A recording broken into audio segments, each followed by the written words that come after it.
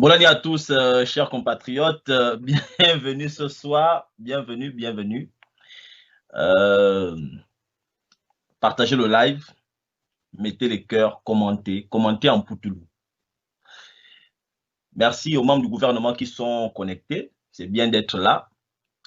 Vous avez envoyé vos aides de camp, vous avez envoyé vos directeurs de cabinet, ainsi de suite, pour venir regarder, écouter ce qui va être dit. N'hésitez pas aussi à commenter, commentez aussi le live. Et nous allons parler donc ce soir de cette journée du du dimanche 25 octobre 2020. Voilà, nous avons beaucoup de choses à dire. Beaucoup de choses. Maman vie. Mais comment maman vie? Maman ya azalenti.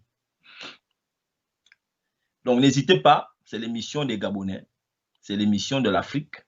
Vous comprenez? Nous sommes face au mal.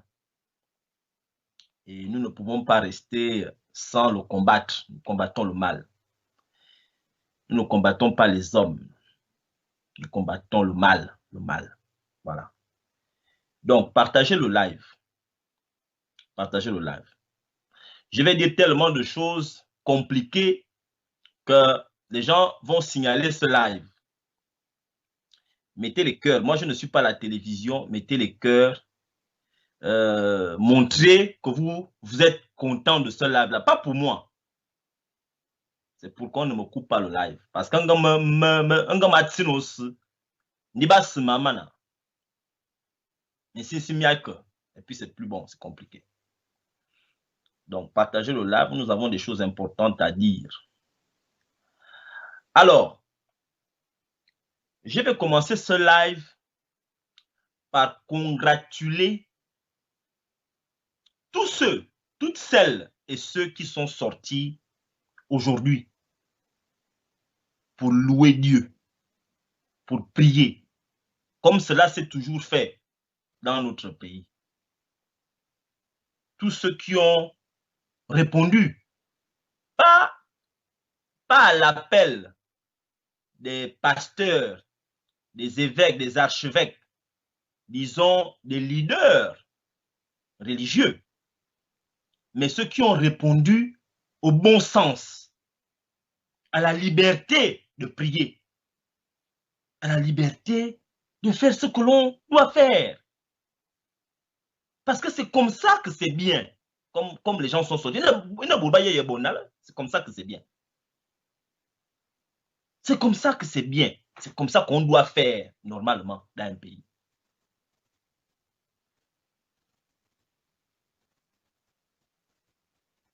Donc, je vous congratule. Je ne suis pas là pour faire l'apologie de la violence. Parce que la violence, ce n'est pas l'action de désobéir. Si quelqu'un vous demande, si l'autorité vous dit caca, c'est de la violence. La violence, ce n'est pas le fait de dire que je ne mange pas le caca que l'autorité m'a demandé de manger. Non, ce n'est pas ça la violence. La violence, c'est lorsque l'autorité te dit mange le caca. Voilà la violence. Ça, c'est la violence.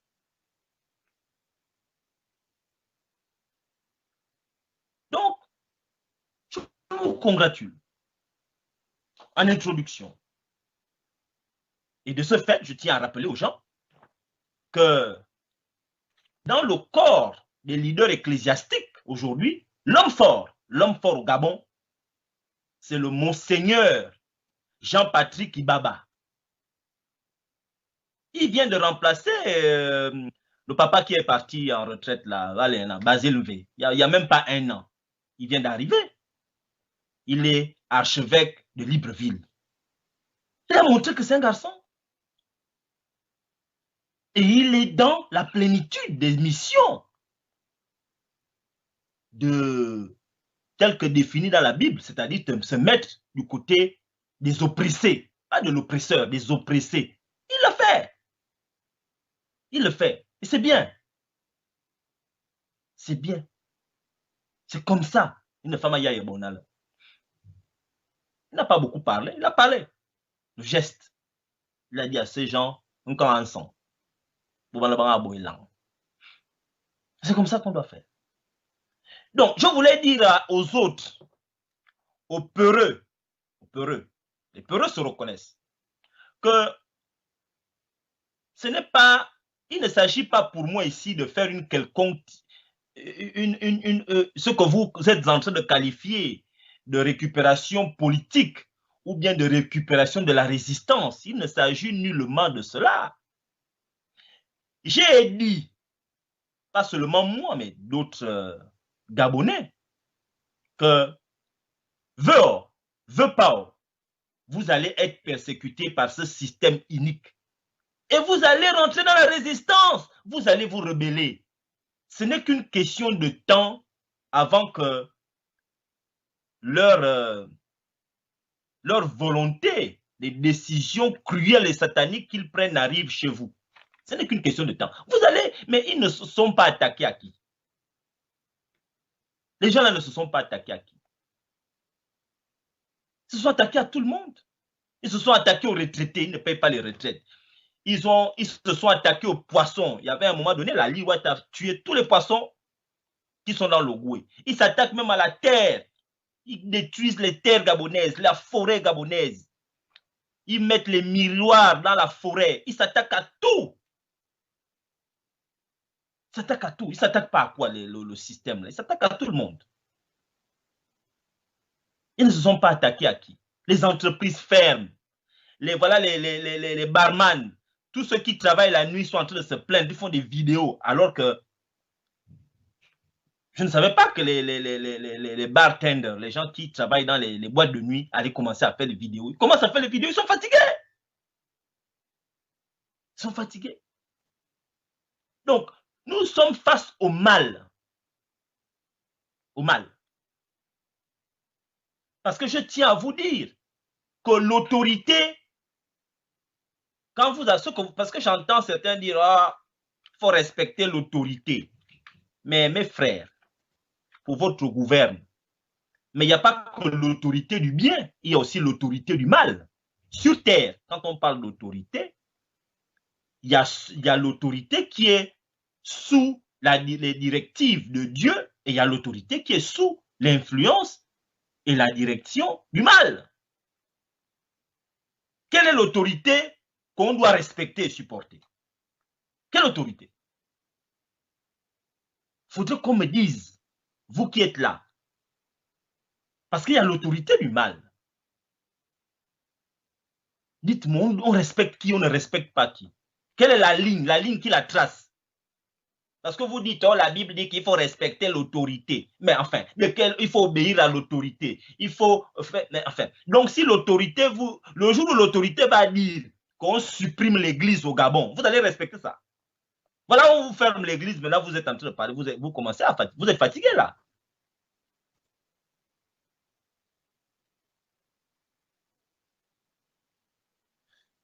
Donc, c'est ça en fait. Je poursuis en disant aussi que l'objectif n'est pas de créer une séparation ou une compétition entre l'Église catholique et les autres confessions religieuses dites de réveil. Ce n'est pas l'objectif. Nous ne sommes pas là pour créer la guerre entre les catholiques et les églises de réveil, entre les pasteurs et les évêques ou les prêtres. Ce n'est pas l'objectif. Mais, mes frères, disons-nous quand même les vérités. On va se dire un peu les vérités qui arrangent la famille. On va se dire les vérités. Les pasteurs des églises de réveil, pour la majorité d'entre eux, manquent d'humilité. Il faut se dire les vérités. Les pasteurs des églises de réveil manquent d'humilité.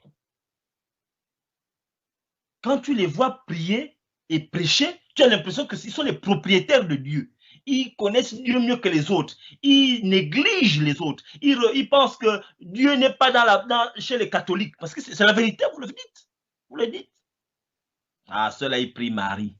Ah, laissez-moi les gens là. Nous, c'est nous qui avons la vérité. On se la font là-bas. On se la ceci. Je vais vous rappeler un certain nombre de choses. Moi, je ne connais pas la Bible mieux que vous, mais j'ai quand même bouquiné un peu les Écritures. Et je vais partager avec vous les recherches, mes recherches d'aujourd'hui, hein, seulement aujourd'hui. Je vais partager avec vous certaines de mes recherches. Vous savez, parce qu'avant de rentrer dans... J'ai beaucoup de vidéos que je vais montrer aujourd'hui. Hein. Il y a beaucoup de choses qu'on va... on va aller très loin aujourd'hui là. S'il vous plaît, partagez le live. Appelez les gens. Surtout en ce moment, appelez-moi les pasteurs des églises de réveil. J'espère que vous êtes là. Je ne suis pas votre ennemi. Mais bien, il y a Yokobo Medzu. On ne peut pas rester comme ça. On doit se dire les vérités qui arrangent la famille. On va se dire un peu les vérités. Parce que je suis content pour le coronavirus. Le corona a rendu l'église humble. Le corona a rendu un peu l'église humble. L'humilité. On soigne toutes les maladies. Voilà le corona. Tout le monde est rentré dans les maisons. Voilà, l'église a été persécutée. Et pas a été, est persécutée par le pouvoir. L'église est persécutée par le pouvoir de Bongo Ondimba. Persécuté, comme Jésus avait été persécuté. Jésus avait été persécuté, l'église est persécutée. La majorité des pasteurs ont fui. Personne n'ose affronter. Vous fuyez. Vous avez le droit de fuir. C'est peut-être pas votre appel d'affronter. Il y a des gens qui ont l'appel des dîmes, d'autres ont l'appel des offrandes, d'autres ont l'appel pour imposer les mains. D'autres aussi ont l'appel pour affronter, ne pas fuir les persécutions. Il y en a qui ont cet appel-là. C'est comme dans le football. Dans un match de football, il y a des gens qui ont l'appel pour marquer les buts. L'autre a l'appel pour être au goal. L'autre a l'appel pour être sur le côté. L'autre a l'appel pour être défenseur. Desailly. Desailly, c'était un grand défenseur. Marcel Desailly, grand défenseur. C'est son appel. C'est comme il faut reconnaître que dans l'histoire de l'Église, même si les catholiques ont souvent fait beaucoup de mal dans leurs différents déplacements dans l'histoire du monde, mais les catholiques aussi ont contribué à faire avancer un certain nombre de choses. Notamment lorsqu'il a fallu faire tomber des dictatures. L'Église catholique, c'est celle-là qui s'est souvent levée et pour affronter les dictatures. L'Église catholique s'est levée contre Mobutu au Congo. L'Église catholique s'est levée contre Kabila au Congo. L'Église catholique s'est levée contre l'apartheid avec comment il s'appelait le monsieur de l'apartheid là, le monsieur sud-africain là, Desmond Tutu. L'Église catholique a participé dans beaucoup de combats. Aussi bien pour faire du mal, parce que l'Église catholique a fait du mal. Les protestants ont fait du mal dans l'histoire. Mais ils ont aussi contribué pour faire avancer un certain nombre de choses. Et nous venons de voir ça aujourd'hui, au Gabon, où les églises de réveil, à part quelques exceptions, notamment le pasteur Ngoutsi, qui était le pasteur Bruno Ngoutsi, qui était dehors, les gens de Nazareth, à Libreville, là, quand vous êtes à côté de Sangel, au carrefour, quand vous voulez rentrer pour aller à comment on appelle, j'ai oublié même les quartiers de Libreville, là. Delta, enfin, je ne sais pas, vous connaissez, pasteur Ngoutier, là, l'église de Nazareth. Ils étaient là, ils sont partis sortir. Il a dit, vous sortez. Dans les églises de réveil, mais il a appelé les gens. Mais les autres là, vous qui êtes souvent les plus célèbres, vous avez fui. Vous ne voyez pas. You were nowhere to be seen. You were nowhere to be seen. And what is the pastor? Ah, the pastor, he went in the house, he's hiding. Parce que c'est bien beau souvent dans les églises de dire le feu, le feu, le feu, le feu, le feu. Mais voilà le feu. Le feu. Vous ne pouvez pas chasser le diable dans les corps des gens. Et vous n'êtes pas capable d'affronter le diable là qui est là, les petits diables là qui sont visibles. Vous arrivez à affronter les diables qui sont invisibles, chasser les diables des corps des gens. Mais vous ne pouvez pas chasser le diable. Vous avez peur d'affronter le diable qui est là devant vous. Que vous voyez. Il y en a là ne sous-soi. Voilà le problème. Vous savez, en lisant, en parcourant la Bible, l'histoire du Gabon, appelez les chrétiens, hein, appelez les pasteurs, ayez quand même un peu vos Bibles. Je vous invite quand même à aller, même si tu n'es pas chrétien, va quand même lire les quelques passages, les 2 passages que je vais vous citer. Je vais vous citer quelques passages. Vraiment, je vous invite à aller lire ces passages-là. J'ai l'ordinateur là. J'ai eu 2 histoires que je vais vous raconter de la Bible, qui sont des histoires extrêmement importantes. C'est pour rappeler aux pasteurs leur rôle. Leur rôle. Sans, je le dis vraiment en toute humilité, je ne connais pas la Bible. Moi, je me dis, vraiment, je suis désolé. Je ne connais pas plus que vous. Je vous montre ça, c'est pour que vous sachiez qu'on connaît juste un peu, mais on connaît quand même un peu. Vous ne vous adressez pas à des gens qui sont dépourvus d'intelligence. Je souhaiterais aborder ces 2 petites histoires que je vais raconter pour dire aux pasteurs que vous vous adressez à un peuple qui est intelligent, même si on ne vous parle pas, parce qu'on contredit rarement un pasteur, il ne faut pas les contredire, parce que bon, mais on comprend quand même certaines choses. Nous sommes arrivés à des âges où on comprend des choses. Donc, s'il vous plaît, je vais vous raconter une histoire qui est arrivée comme ça. Il a fallu que, qui est arrivée, j'ai été interpellé pour vous raconter cette histoire, qui est une histoire formidable. C'est une histoire qui est dans la Bible, mais qui parle du Gabon. Lorsque vous allez la lire, vous allez voir, c'est le Gabon dont on parle. Allez-y lire Juge 6, chapitre 6, Juge, chapitre 6. Il s'agit de la rencontre d'un homme qu'on appelait Gédéon. Gédéon. La rencontre de Gédéon avec le Seigneur, avec Dieu. La rencontre de Gédéon avec Dieu. Allez-y lire cette histoire. Alors, c'est une histoire qui parle du peuple d'Israël. L'histoire là, maman top, je ne sais pas, maman, il y a Zalbe bien. C'est Israël, Israël dans la Bible. C'est la Bible qui dit. Ils disent qu'il y avait un peuple qu'on appelle Israël, qui désobéissait à Dieu. Qui désobéissait, c'est-à-dire que l'Israël n'écoutait plus ce que Dieu disait.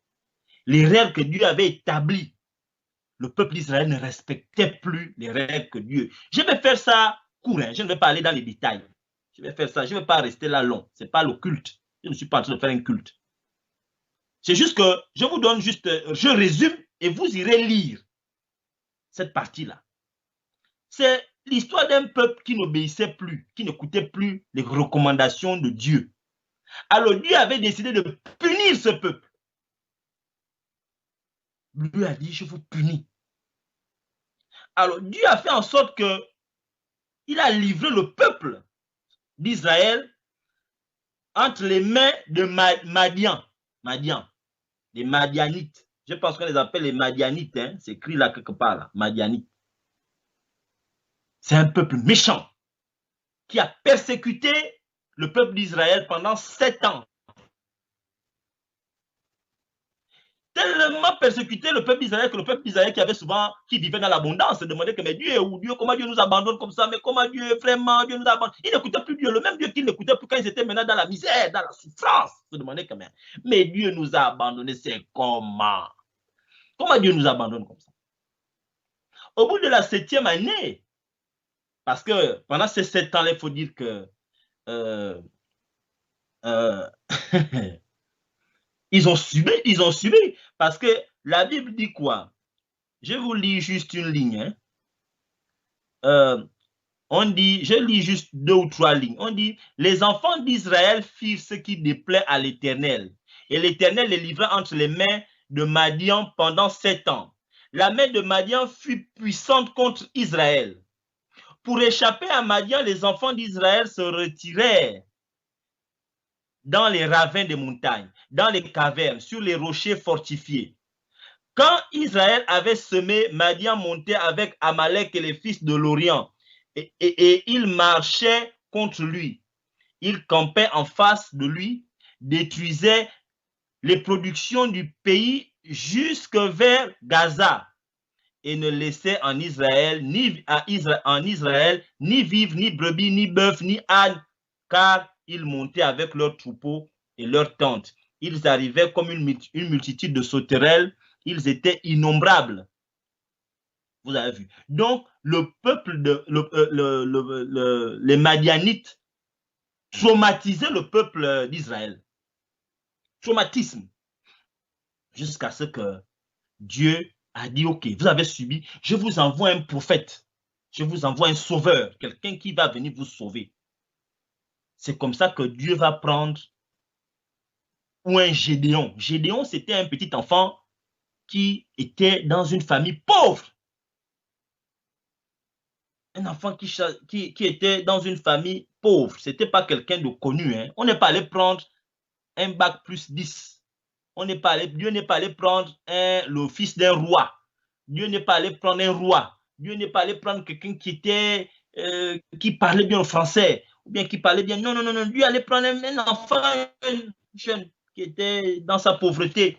Même lui-même, quand on lui a dit que quand il rencontre l'ange, l'ange lui dit que mais c'est toi qu'on a choisi. Lui me dit, mais comment c'est bon? C'est pas moi. Moi, je suis pauvre. Comment moi je vais aller? Dieu lui dit, non, c'est toi. Si tu me suis, tu vas arriver à sauver ton peuple. Bon, to cut the story short, Gédéon a été choisi par Dieu pour aller sauver le peuple. Et Gédéon, qui ne croyait pas au début, a fini par croire et s'est mis sur le chemin que Dieu lui avait dit que va sur le chemin, qui était semé d'embûches, mais il a réussi à sauver le peuple. Et le peuple a retrouvé son espace, ses richesses et tout. C'est pour dire que quoi? C'est pour dire que vous, les pasteurs, vous, mais quand vous fuyez, Dieu n'est pas descendu pour sauver le peuple Israël. C'est Gédéon, un homme. Dieu a dit que vous souffrez, c'est moi qui ai mis la souffrance, mais il faut aussi qu'un homme vous libère. Et il allait prendre le plus pauvre. Il fallait que le peuple reconnaisse que c'est lui qui est choisi par Dieu. Ça, c'est Gédéon, votre histoire. Vous la racontez certainement mieux que moi. Excusez-moi si je ne la raconte pas comme les pasteurs la racontent, mais c'est ça.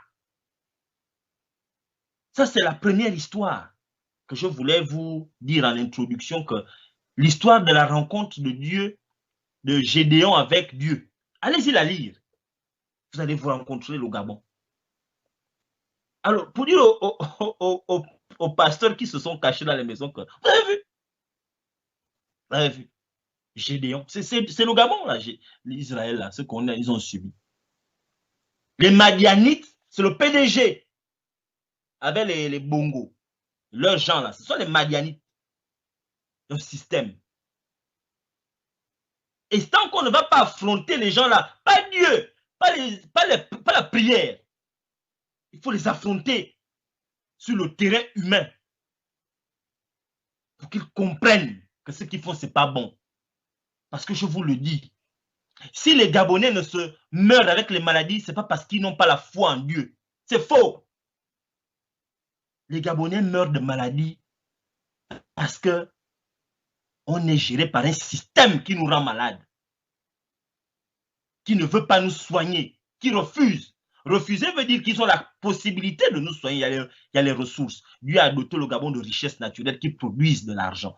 Mais le Gabon est géré par des voyous qui ne vont jamais mettre le pognon que notre pays nous donne au service des masses. Si les Gabonais ne travaillent pas, ce n'est pas parce qu'ils ne prient pas. Ce n'est pas parce qu'ils ne croient pas en Dieu.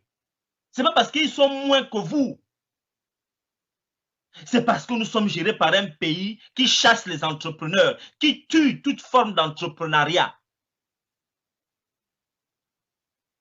Parce que comme eux, leur système de pensée, c'est qu'il est plus facile de diriger quelqu'un qui est dans le besoin, un nécessiteux, quelqu'un qui est dans une forte paupérisation. Lui, il faut le gérer facilement. Mais quelqu'un qui est bien, qui mange, qui est autonome, c'est compliqué parce que tu dois négocier.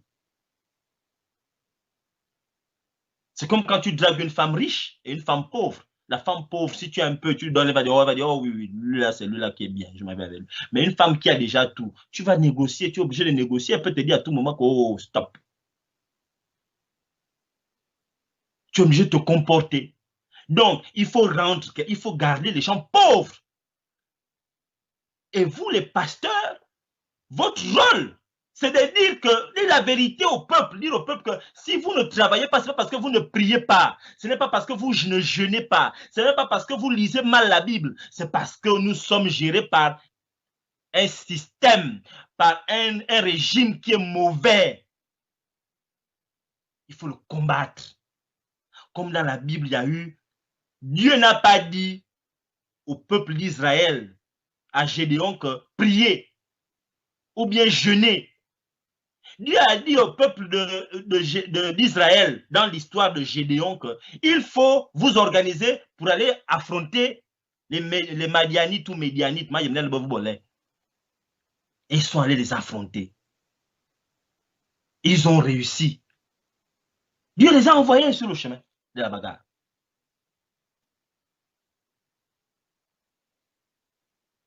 Donc, il faut qu'on arrête.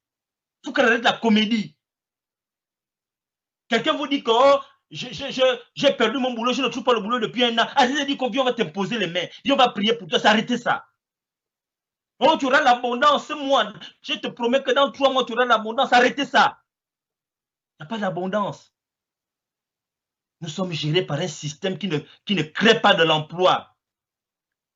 Et lorsqu'il y a un peu d'emploi, l'opérateur économique ne reste pas longtemps parce qu'il est pourchassé. S'il ne donne pas l'argent aux hommes politiques, on le chasse. Et lui ne supporte pas. Il préfère aller vendre son expertise au Bénin, au Sénégal, au Ghana, parce qu'il y a d'autres pays africains, il n'y a pas que le Gabon. Les Gabonais n'ont pas l'eau. C'est parce qu'ils ne prient pas. La route, pour même faire les plantations, on va faire les plantations, mais pour amener les produits vivriers là, toutes ces productions, la production là en ville pour vendre, tu ne peux pas parce que la route, aujourd'hui pour aller à Lambaréné, moi quand je suis parti du Gabon, le trajet Libreville-Lambaréné c'était 7 000. Aujourd'hui c'est 20 000, 25 000. Pour partir de Libreville à Lambaréné, c'est 25 000. Aller, 25 000 retour. Est-ce que comme ça c'est bien? Vous pensez que le prix est monté parce que les gens ne prient pas? Le tarif a augmenté parce que nous sommes gérés par des voyous. C'est aussi simple que ça. Et vous ne voulez pas le reconnaître. Pourquoi? Pourquoi vous induisez le peuple en erreur?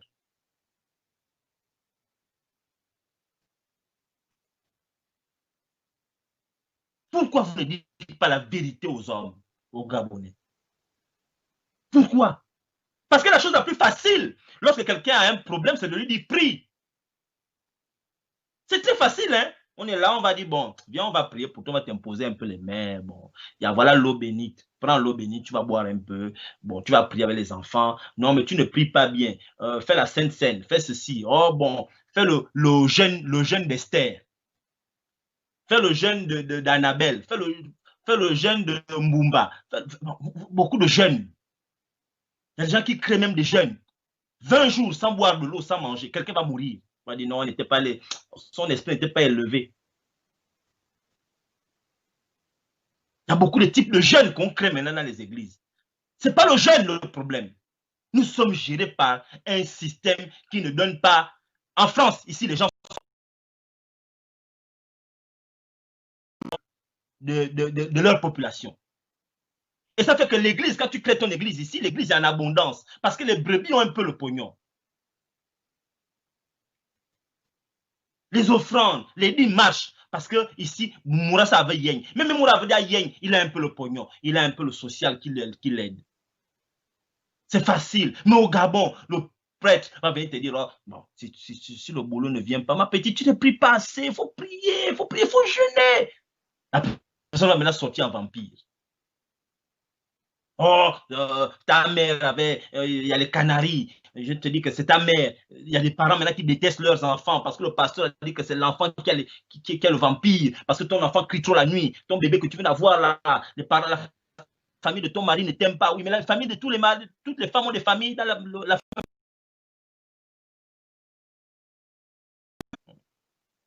Le problème est là, mes frères. Je ne vous apprends rien, vous savez. Il faut revenir dans la vérité. Il faut que vous retrouviez la vérité. C'est ça le problème du Gabon. Le Gabon, c'est là le problème.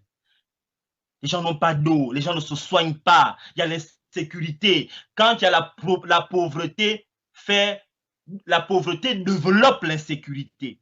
Parce que la personne, si tu as ton enfant qui a faim et tu sais que le voisin, là, lui, il a la nourriture, mais tu vas aller le braquer parce que tu as faim. Les gens deviennent des truands à Libreville, au Gabon. Même quelqu'un qui était bien devient truand. Parce que Et arrêtez de dire aux gens de prier. Il faut affronter le mal. Et le mal n'est pas loin, vous le connaissez. Le mal n'est pas loin, mes frères. Vous savez qui est le mal. Vous connaissez qui est le mal. Excusez-moi si je suis un peu dur.